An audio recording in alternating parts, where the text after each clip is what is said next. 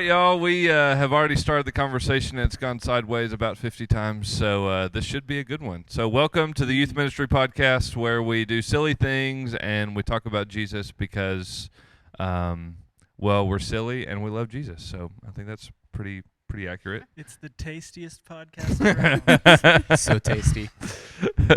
Don't make fun of my lack of eating. I ate lunch today, so you notice Yeah. I didn't say anything was tasty that They're shouldn't be delicious. tasty. Oh man, my wavelengths are like a lot louder than everybody else's. Check. Hello. Yeah, my wavelengths are on the minimums. Yeah. Wow. Mine's pretty good. No, I was just talking into it really loud. It's Okay, tiny. they don't care about the wavelengths. So we're going to go ahead and go to our first section of Get to Know You. Oh boy. So, the first question. Jordan has to answer. No, I'm just oh kidding. no. What is your favorite color and why? I don't care about the first part of that question as much as the last part. It's the last part I don't know. I mean, sorry, I yawned. There's not really a cool explanation. My favorite Yeah. color's blue. It's Just because. always been that way. Maybe it was the first color I saw when I came out of the womb. And so it's the most familiar. The blue of the doctor lights. I don't know. That works. Yeah. I'm Blue game. gloves grabbing. Yeah. Oh my gosh. Jordan's going to collect As I herself. made Okay, my Dakota. entrance into the world. I hold them up like Simba. With the blue gloves. Yeah. What you got, Dakota? I guess blue too. You stole mine. You have to pick another color. Too bad. There's No. no repeats. we don't have a I buzzer. liked Blue's Clues when I was a kid. Mm. Mm, And it stuck. I can't remember. Didn't There's no Blue- reason. didn't- It's a nice color. Didn't Blue have a friend who was pink, Uh, and her name wasn't Pink? I think so. In like later Yeah, it didn't make later sense. Blue's Clues. Like, Ah, it, I al- don't, it, I al- don't Blue's remember Clues did much. not make I was a child. it always bothered me that Blue Right was hate a mail blue to dog, Nickelodeon. Oh, who had a that's why your friend who favorite was a color is pink blue. Plenty dog, of people have done that for and every her show. name wasn't Pink. It's true. Repressed feelings from your Yeah, childhood. that's what it is. Jordan, what you got? This is a hard one for me. I By the way, y'all, Jordan doesn't like this question. don't, because I don't have a favorite color. She doesn't like color. She likes black I and white. hate color. Black. Like my soul. I'm Batman. I have to think about this one. It has to be like blue or green, if I Okay. have to absolutely choose one. But like dark blue and dark green, Okay. So Like your a color. because it's Foresty kinda closest to green? black. Oh man. Mine is blue and green also, but it's like blue green, like the bluish Seafoam. green. Yeah. Seafoam. Because I can't decide between the two, and so I put them together. So teal, anything like that. Ah. I'm game. I'm game for that. Bleens, Grews. Yeah. Those. Sure. You're outside of my wheelhouse, my friend. Actually, it's I think just indicative how indecisive I am, which is like all the time. So I think it shows that quality of me. What is one of your favorite possessions, and why?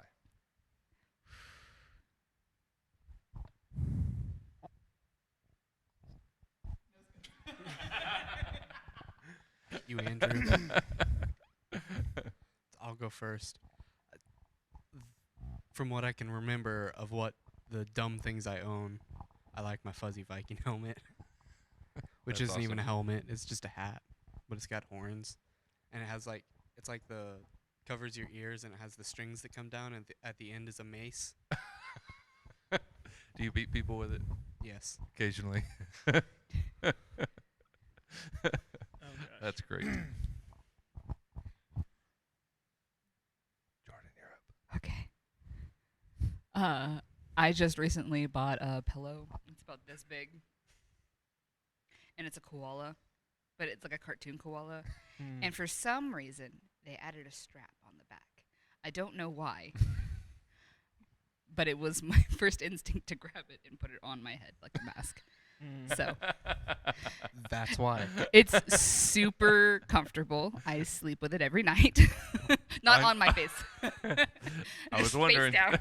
You're always prepared. Yeah, I gotta sleep. It's back here, the headband. Oh my Just ready gosh. You can sleep Go anywhere. to take a nap anytime. That's awesome. How about you, Andrew? I mean, it's kind of a hard question because there's like, I have lots of things that are super sentimental, Mm-hmm. but like, I mean, things that are sentimental you don't look at very often. They're like kept Yeah. in a dark, safe place, and you don't ever look at it. So, I mean, I think my favorite possession that I use on the regular, look at on the regular, touch on the regular, is probably my guitar. Mm-hmm. That's probably Yeah. my favorite. When I'm bored, I Yeah. play my guitar. Mm-hmm. When there's nothing to do, play my guitar. When there's something to do, I play my guitar. So, I think that's kind of my favorite possession. Sweet. For me, it is my. I'm kind of in the same boat. Like I've got a lot of things. I really like my guitar. My first bass. I have some of those sentimental things. I have a. This is probably close to one of my favorites. So I'll do two. They're both related to each set of my grandparents. But I have one that my grandmama and my pawpaw gave me. That's I think my pawpaw's granddad. So like great granddad, maybe 3 greats or 2 greats. I can't remember. Anyway, but he made a chessboard and the chess pieces, and it's super cool. And then my I've got a Henry 44 mag rifle that when my grandparents on my dad's side, my granny granddad sold their property out in Moss Hill, Texas. They gave each of the grandkids some money, and I decided to kind of get that rifle as a commemorative Moss Hill, because it was kind of the first place that I did anything outdoorsy or anything like that. Those are probably my 2 favorite possessions, but I have a lot like that. I'm like, but it's so great. I love all my things. And Yep. Mm. You can ask my wife. I can't get rid of anything. Even things that I don't like, I can't get rid of them because I might like them one day. One I don't day- like it. I'll need One it day I someday, might though. like you. Okay, what is, last one, who is a person that you look up to in the faith? Who's a person that you look up to in the faith? I was lucky enough to have a bunch of people in my life who were strong Christians. But I would have to say it's my parents. Mm-hmm. I've watched them just recently go through things people shouldn't have to go through. And they have done it with grace and dignity and all the while leaning into Jesus. Mm. So Awesome. those two. Yeah, awesome.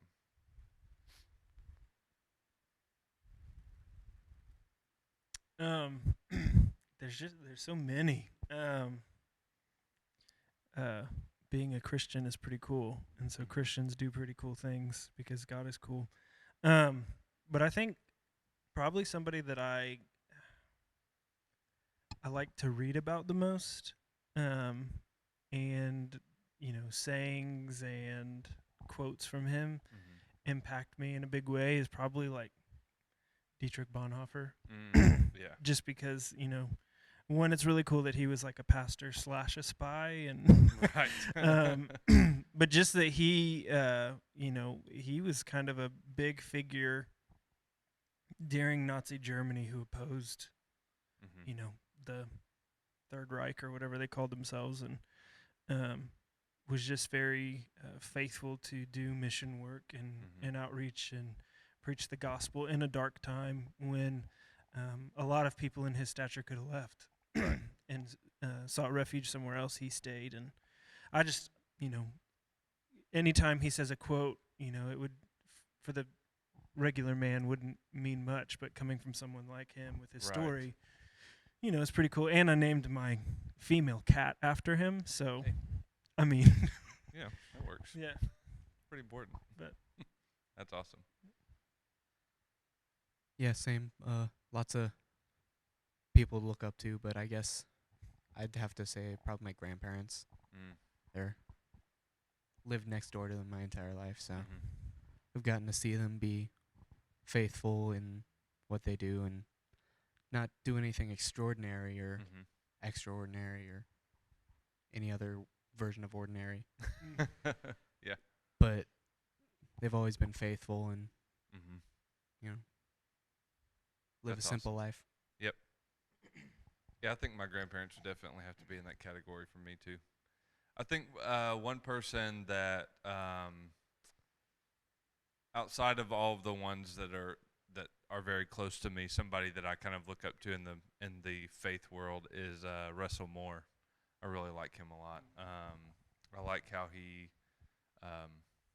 thinks about things and how he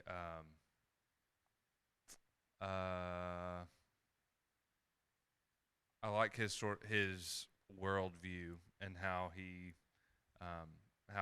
follows Jesus in things that aren't necessarily prescribed in the Bible.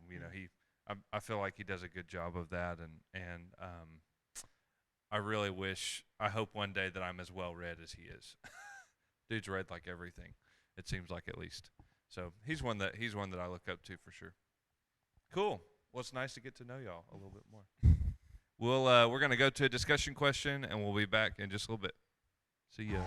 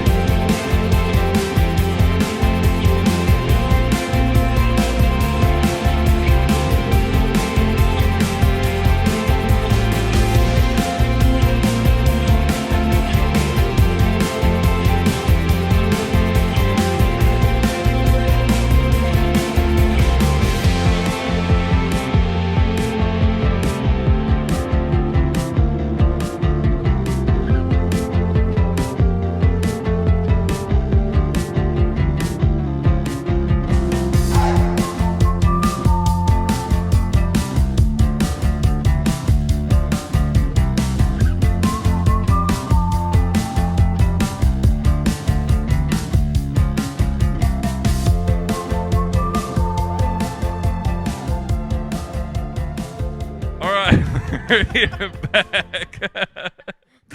And we're going to start a segment called This Week in Media. It's not actually This Week in Media. It's something that's kind of normal in media, I guess, that we're going to talk about today. But I figured why not start with superhero movies? Because as I've said before on this podcast, I have been trying to watch the Marvel Moonies movies in chronological order. So do you think I can't think of his name. I was thinking Goonies. Sloth. Who do you think he would be? Who do you think his superhero would be? Sloth from the Goonies. I don't know. I haven't seen the movie. Superman. You've never seen the Goonies? I have never seen the movie. You guys.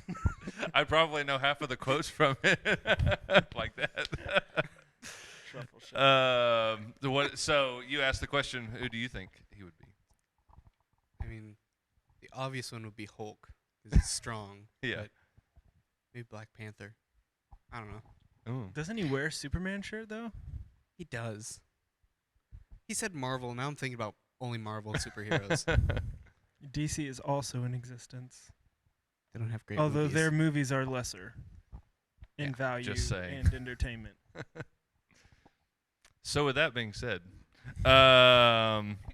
Next what segment. segue. Welcome back. What superhero do you most identify with from any universe? It's a tough one. I didn't think about it. The Invisible Woman. The Thing. Oh my gosh. Trying to think of obscure comic book superheroes. Let's see. For me, it would be. I don't know if I. So it's kind of between two that I can think of in the Marvel universe. I think if there's any other ones that kind of fall in that category.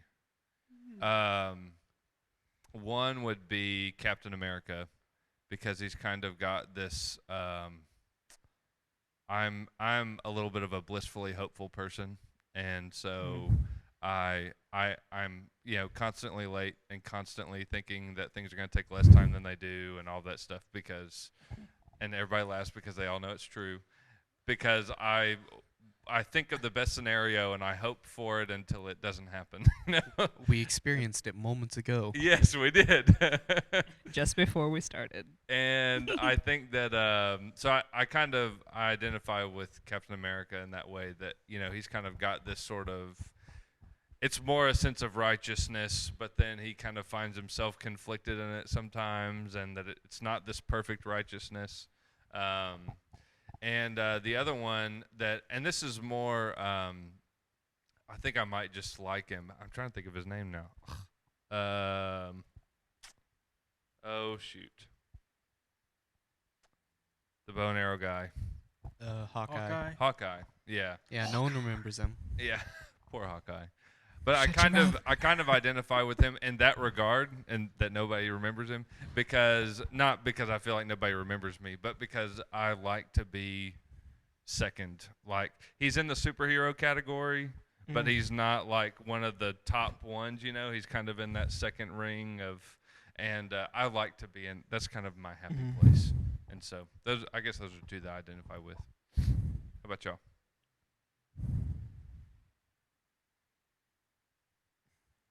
All I can think about now is how technically Santa is canonically part of the Marvel universe as a superhero. Yes, technically. And that's all I can think about right now. So Santa it is. So Santa. I identify with Santa. And a big bearded guy Oh who man. fights crime. Gives away gifts. Yeah. I like it. I'm down. Oh man. There's just so many to choose from. I think if I'm going to identify with a superhero, it would probably have to be Batman. Mhm. Even though he's not really that super. He's just rich. I don't identify with that part. Wish I did. I think I like Batman because I'm like a closeted introvert. And when I tell people I'm an introvert, they're like, "No, you're not." I'm like, "Well, you only see me when I'm being extroverted at work." But if you ask my wife, I'm super introverted. And I'm sure Brian sees it at work sometimes. I just hole up in my office and do my thing. But he has a very strong sense of justice. Like Batman technically isn't supposed to ever kill anybody, but He totally does. he totally does. But He like punches them into a right, concrete originally- wall and the concrete cracks. originally, like he's not supposed to kill anybody, like because he's got this like moral compass that always points north, but Right. like kind of wavers here and there. Mhm. But I like that he always wants to see the right prevail at no cost, and I feel like I kind of am that way sometimes. And when I know that people are doing the wrong thing, I just want to call them out and Batman them. I'm coining. Jump from the I'm gonna ceiling. coin that phrase. I'm a Through Batman. your you. batarang. Come on, Yeah. Batman, you. All right, Jordan, what you got? I would like to say Wonder Woman because she's my favorite superhero. I know her story from the 40s when she first came. I don't know. I can't remember. Through now, Obviously I know don't know it it too backwards well. and forwards. But I think I identify more with probably Canary or Black Widow, on the sole reason that they have their sense of justice and they have their sense of what's right and what's wrong, but also they are always willing to throw down. Yeah. And my dad has told me several times, you need to stop because one day somebody is actually going to fight you. And you are not Black Widow or Canary. Exactly. And you And it will don't not, have that skill will set. not end up well for you. That's You will awesome. go to prison. Okay. So what we learned today is Jordan is feisty. Like a kitten spicy. I also Not like threatening. I also like that Batman doesn't technically wear spandex. Yeah. Like he wears With armor. He wears armor. Yeah. I wouldn't look good in spandex, but I think I could pull off some armor. Yeah, you can do some armor. Yeah, Yeah. for sure. When you said Batman, and you can edit this out because I don't know how appropriate it is. It's my friend sent it to me, and somebody was like, "So, do you have a preference for men or women?" And the person was like, "I have a preference for justice." That's She's such like, a "This Batman is you." line. Oh, man. Thank you. Oh my gosh. Okay, so how can we watch movies looking out for good lessons while being careful to not take in a poor worldview? So how can we take some of these superhero movies and apply them to our lives kind of in the ways that we have in identifying with the superhero, but not go to the point, because all of these movies that we've been talking about in some form or fashion tend to share a worldview that is not the one that is centered on Christ. So how do you watch a movie and not pick up the worldview, but pick up the good that's in it? Film expert, you're up. Gotta go. I think my parents taught me this from a young age because I really wanted to watch Harry Potter and read Harry Potter, and they were like, "You can't do that because witchcraft." But eventually, they read the books and they watched the movies, and they went, "Oh, okay, here." But they would sit us down and be like, "This is not real," and they would point to the Bible. They would point to Jesus. This is real. This is where we get our worldview from. And from that point on, watching superhero movies, watching Lord of the Rings, even watching Narnia, it was like, let's filter this through the Bible. Let's filter this through Jesus Christ. And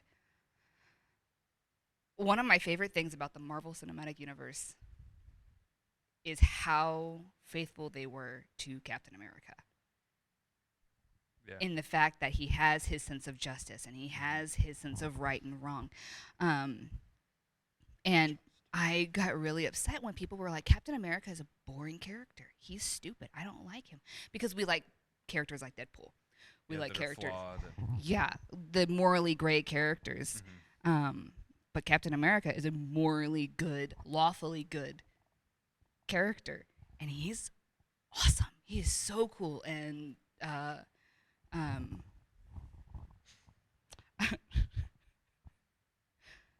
have to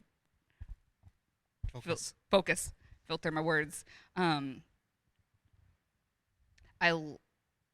like that we have characters like Captain America Yeah. in movies, not just Marvel. In modern movies. In modern movies, we need more of that. And when we look to those characters, we see good. Right. If that makes. I got like 4 hours of sleep last night, guys. So I'm like, But I see what you're talking about, because the characters are like Captain America. I think that most people would say that he has flaws in the movies, but they're not great moral missteps or great. It's not like a Black Widow character that's kind of got this weird past, and right.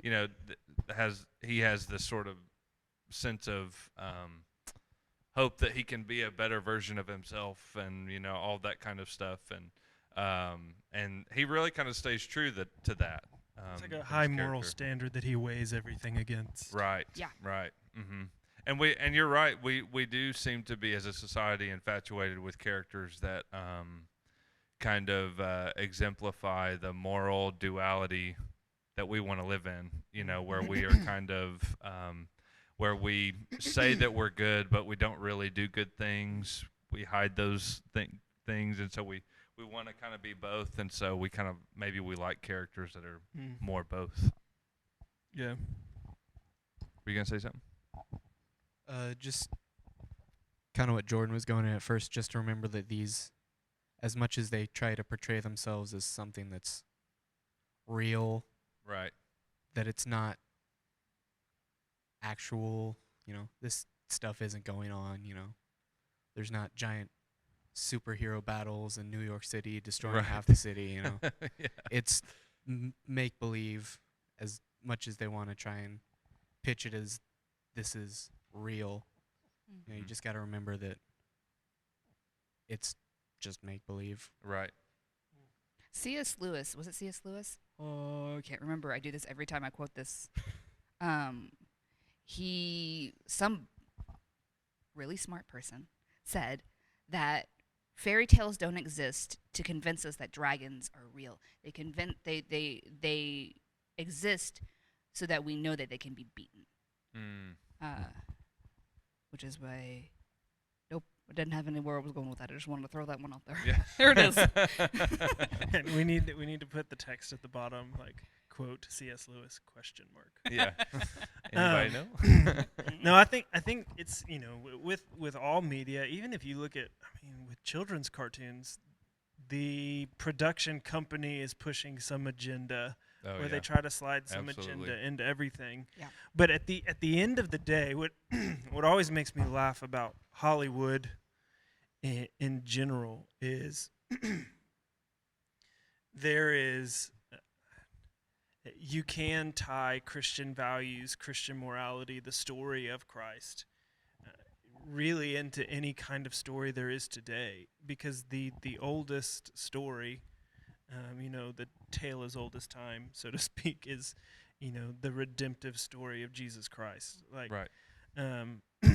even if it's not necessarily a Christ-like character or a character who's supposed to be this messianic character, there's always this kind of redemptive character, like maybe a Paul or a Peter or something Right. like that, who, I would say the Marvel superhero, aside from Deadpool, that has probably the worst moral compass is Iron Man, right? Like Yeah. he's always going to parties and struggles with alcohol and different things like that, but the whole purpose of the Marvel universe was to redeem him, to be the one who lays down his life for everybody else. Right. Like, and Yeah. where does that story come from? That story comes from this Christological standpoint, and Right. whether they push homosexuality or transgenderism or drinking and partying is cool, whatever it is, like at the end of the day, their main point and the main plot hole is this kind of Christological idea of humanity, of mankind.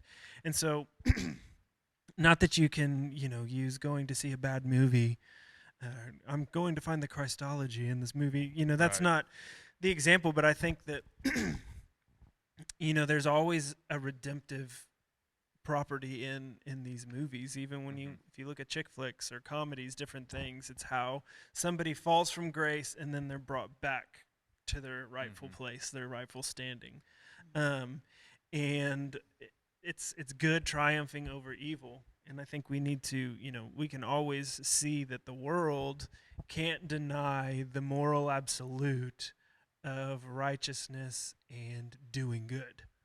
Right. And regardless Even of though they say that right. they do, they still can't it's- make movies that don't. there is no absolute truth, but we know that laying your life down for your friends is an absolute good, right? But there's no Right. absolute truth. Yeah. So when Iron Man does that, everybody cries in the movie theater, but Right. we say, oh, Jesus wasn't a good man because the Old Testament's kind of messed up. But we'll say, oh, Iron Man is so great because I love Robert Downey Jr. And look at him. He took on the Infinity Stones and died for everybody. And it's just this kind of catch-22, this oxymoron of our culture, of everything that is good points to Christ. I mean, Scripture says everything that is good and pleasing comes from the Lord, but we deny that existence and say, oh, it's just entertainment. Well, why does it evoke this emotional response for you? Because somewhere deep down inside of you, you know that that's an absolute truth. I was going to say, based on what you said, that I thought that something that I thought of was that what's interesting to me is when movie makers make movies that are, what am I trying to say? That don't fit that Christological messianic story. They usually leave us feeling like we have a big hole inside of us. Like there's this kind of big, like, and you walk out of the movie theater going, big collective sigh, because it hurts. Especially like, movies in a trilogy, like the end, speaking of Marvel movies, what's the one before Endgame, I think, right? Infinity War? Yeah. Is that right? Is that? Yeah.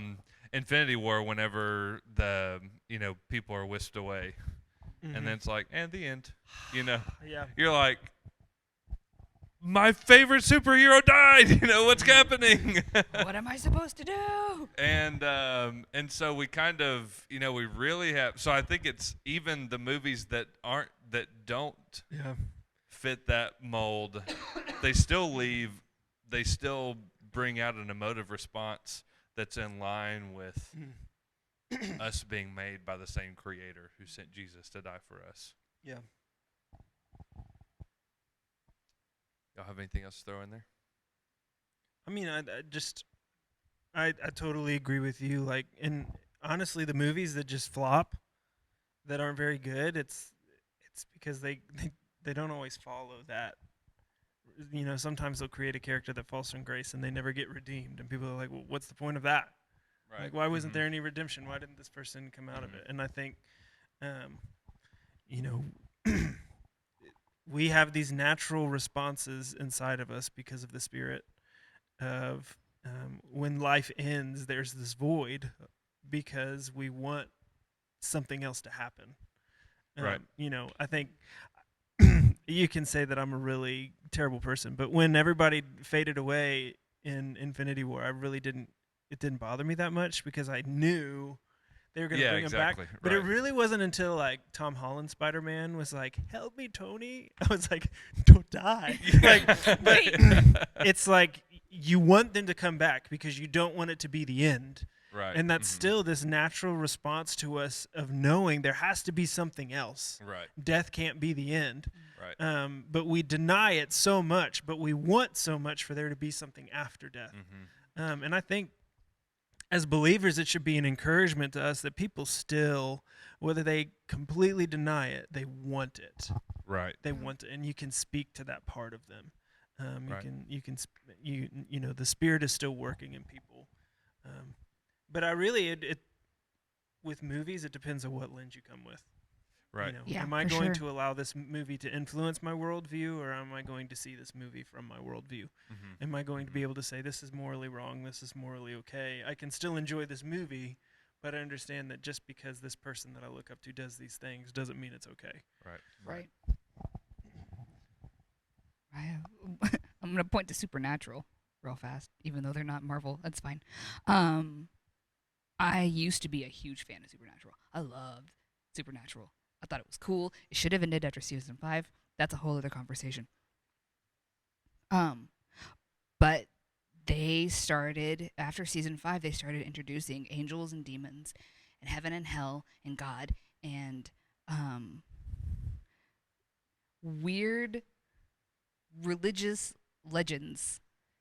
And I started watching it, and I saw several kids, I say kids, they're younger than I am, my sister's age, who got their theology from Supernatural.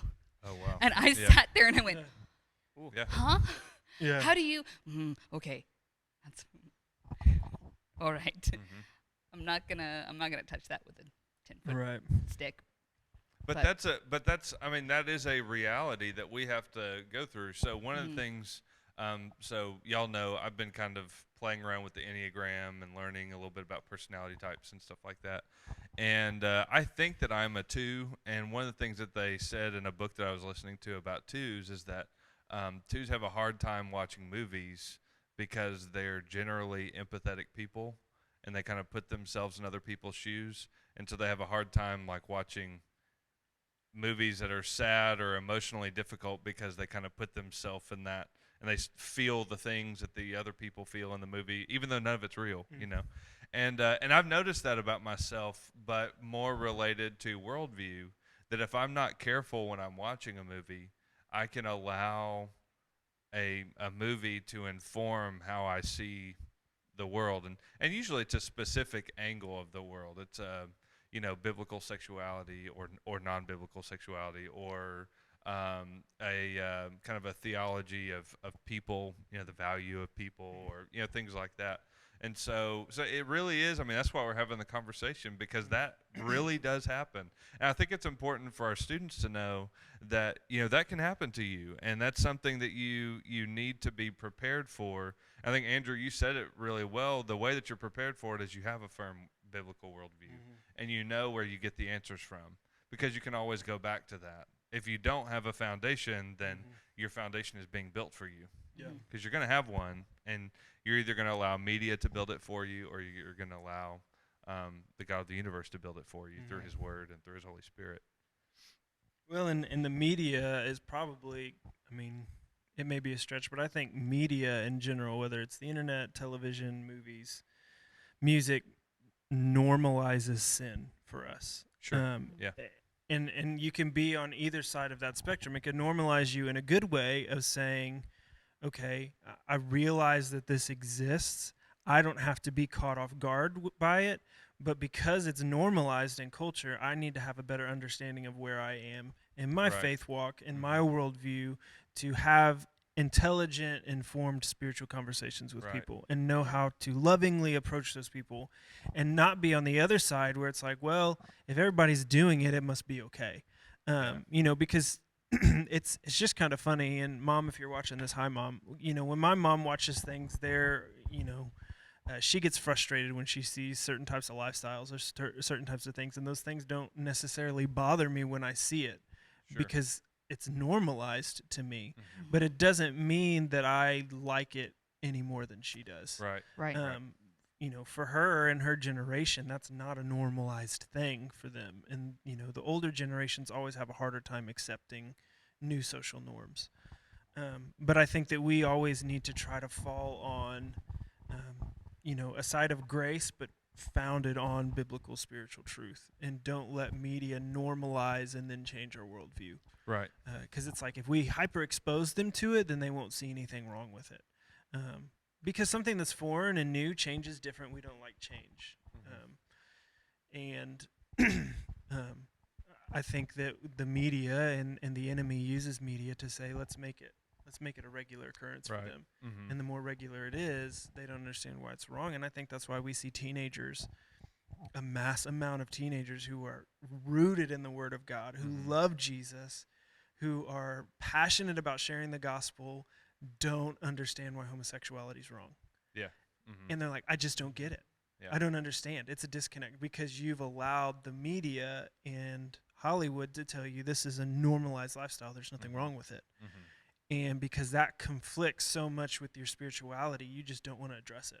Right. And so it's like, it's okay, but I still believe this. And it's not that, nowhere in Scripture does it say, if this lifestyle is wrong, you have to hate that person. Like Scripture, Jesus says to keep the fullness of the law, love. Jesus is never condones hatred as a believer, and we have to bring our worldview into situations. And it's okay for it to be normal. It's okay for you to understand that that's how life is. But you still have to have that innate understanding that this is wrong and this is why it's wrong. And this is how I can address it as a believer. Yeah, Absolutely. Awesome. Dakota, you want to add anything? Nope. Nope. Well, thank y'all so much for jumping in that conversation. We hope that for y'all at home that was a something that is helpful to you as you probably are spending a lot of time watching movies lately. At least I am. That's we're doing a lot of movie watching around our house because it's fun to do as a family. Let's be honest. And but it's also something that we have to do with care and concern for our worldview and faith. And so we hope that you kind of remember that as you live life in this quarantine world. And hope you enjoyed the podcast. We'll be in the comments below. You can comment, say hey. We'll say hey back. And if y'all want to have any discussion about anything, we can do that. It'd be fun. Thanks for joining us. And as always, want to make sure and remind everyone that we do this because we love Jesus. If you don't have a relationship with him, if you have no idea what that is, we want to tell you about it. And so if you want to comment below, or you can send us a message, however you want to do that, we would love to talk to you about what it means to have a relationship with Jesus and how you can begin that relationship today. So thanks for joining us, and we'll see you next week. Peace. Wolverine's the greatest superhero. Changed my mind. Wow. No.